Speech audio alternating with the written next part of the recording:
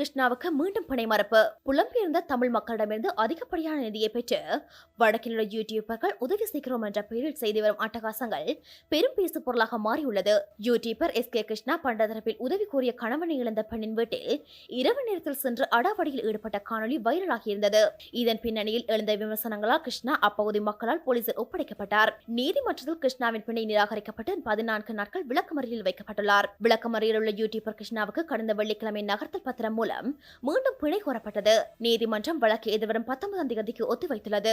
இதேவேளை புலம்பெயர்ந்த தமிழ் மக்களிடமிருந்து அதிகப்படியான நிதியை பெற்று வடக்கில் உதவி செய்கின்றோம் என நிதி மோசடியில் ஈடுபடுகிறார் என குற்றம் சாட்டப்பட்டு வந்த கிளிநொச்சி தருமபுரத்தைச் சேர்ந்த யூடியூபர் DK கார்த்திக் என்பவரும் போலீசாரால் கைது செய்யப்பட்டுள்ளார். கைது செய்யப்பட்ட DK கார்த்திக்கு சமீபத்தில் நடந்த பால்வெட்டு சம்பவத்தில் தொடர்புள்ளதாகவும் கூறப்படுகிறது. கைதுக்கான காரணம் தரப்பில் உத்தியோகபூர்வ தகவல்கள் எதுவும் வெளியாகவில்லை.